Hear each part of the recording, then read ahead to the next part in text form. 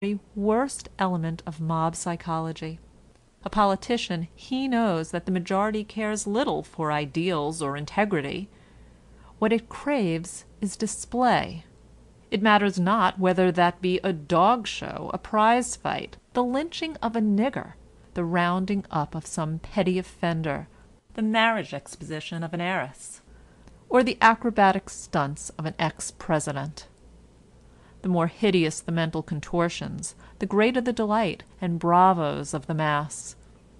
Thus, poor in ideals and vulgar of soul, Roosevelt continues to be the man of the hour. On the other hand, men towering high above such political pygmies, men of refinement, of culture, of ability, are jeered into silence as mollycoddles. It is absurd to claim that ours is the era of individualism. Ours is merely a more poignant repetition of the phenomenon of all history. Every effort for progress, for enlightenment, for science, for religious, political, and economic liberty emanates from the minority, and not from the mass. Today, as ever, the few are misunderstood, hounded, imprisoned, tortured, and killed. The principle of brotherhood expounded by the agitator of Nazareth preserved the germ of life, of truth, and justice, so long as it was the beacon of light of the few. The moment the majority seized upon it, that great principle became a shibboleth and harbinger of blood and fire, spreading suffering and disaster. The attack on the omnipotence of Rome was like a sunrise amid the darkness of the night, only so long as it was made by the colossal figures of a Huss, a Calvin, or a Luther. Yet when the mass joined in the procession against the Catholic monster, it was no less cruel, no less bloodthirsty than its enemy. Woe to the heretics, to the minority, who would not bow to its dicta. After infinite zeal, endurance, and sacrifice, the human mind is at last free from the religious phantom. The minority has gone on in pursuit of new conquests, and the majority is lagging behind, handicapped by truth grown false with age. Politically, the human race would still be in the most absolute slavery, were it not for the John Balls, the Wat Tylers, the Tells, the innumerable individual giants who fought inch by inch against the power of kings and tyrants. But for the individual pioneers, the world would have never been shaken to its very roots by that tremendous wave, the French Revolution. Great events are usually preceded by apparently small things. Thus the eloquence and fire of Camille Desmoulins was like the trumpet before Jericho, razing to the ground that emblem of torture, of abuse, of horror, the Bastille. Always, at every period, the few were the banner-bearers of a great idea, of liberating effort. Not so the mass, the leaden weight of which does not let it move.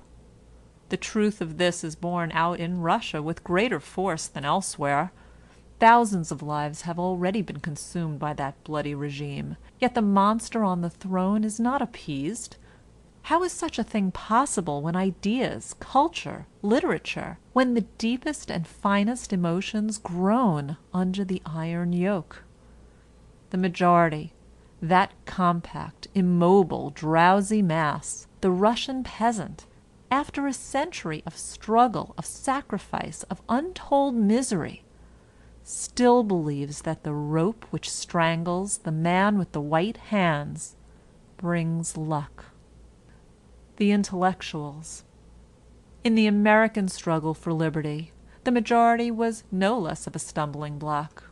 Until this very day the ideas of Jefferson, of Patrick Henry, of Thomas Paine, are denied and sold by their posterity. The mass wants none of them. The greatness and courage worshipped in Lincoln have been forgotten in the men who created the background for the panorama of that time. The true patron saints of the black men were represented in that handful of fighters in Boston. Lloyd Garrison, Wendell Phillips, Thoreau, Margaret Fuller, and Theodore Parker, whose great courage and sturdiness culminated in that somber giant, John Brown. Their untiring zeal, their eloquence and perseverance undermined the stronghold of the Southern lords. Lincoln and his minions followed only when abolition had become a practical issue, recognized as such by all. About 50 years ago, a meteor-like idea made its appearance on the social horizon of the world, an idea so far-reaching, so revolutionary, so all-embracing as to spread terror in the hearts of tyrants everywhere. On the other hand, that idea was a harbinger of joy, of cheer, of hope to the millions. The pioneers knew the difficulties in their way. They knew the opposition, the persecution, the hardships that would meet them. But proud and unafraid, they started on their march onward, ever onward. Now that idea has become a popular slogan. Almost everyone is a socialist today. The rich man as well as his poor victim, the upholders of law and authority, as well as their unfortunate culprits, the free thinker, as well as the perpetuator of religious falsehoods, the fashionable lady, as well as the shirt-waist girl. Why not? Now that the truth of 50 years ago has become a lie, now that it has been clipped by all of its youthful imagination, and has been robbed of its vigor, its strength, its revolutionary ideal, why not? Now that it is no longer a beautiful vision, but a practical, workable scheme, resting on the will of the majority, why not? With the same political cunning and shrewdness, the mass is petted, pampered, cheated daily. Its praise is being sung in many keys. The poor majority, the outraged, the abused, the giant majority, if only it would follow us. Who has not heard this litany before? Who does not know this never-varying refrain of all politicians? That the mass bleeds, that it is being robbed and exploited, I know as well as our vote-baiters. But I insist that not the handful of parasites, but the mass itself is responsible for this horrible state of affairs. It clings to its masters, loves the whip, and is the first to cry "Crucify" the moment a protesting voice is raised against the sacredness of capitalistic authority or any other decayed institution. Yet how long would authority and private property exist if not for the willingness of the mass to become soldiers, policemen, jailers, and hangmen? The socialist demagogues know that as well as I, but they maintain the myth of the virtues of the majority, because their very scheme of life means the perpetuation of power. And how could the latter be acquired without numbers? Yes, power, authority, coercion, and dependence rest on the mass, but never freedom, never the free unfoldment of the individual, never the birth of a free society. Not because I do not feel with the oppressed, the disinherited of the earth, not because I do not know the shame, the horror, the indignity of the lives the people lead, do I repudiate the majority as a creative force for good. Oh, no, no, but because I know so well that as a compact mass it has never stood for justice or equality.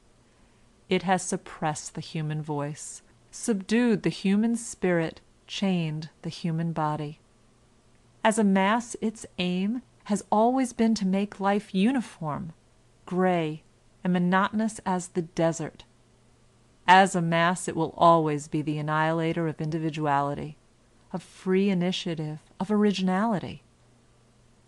I therefore believe with Emerson that the masses are crude, lame, pernicious in their demands and influence, and need not to be flattered, but to be schooled.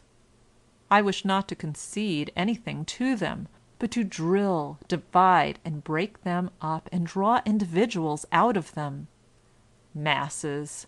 The calamity are the masses. I do not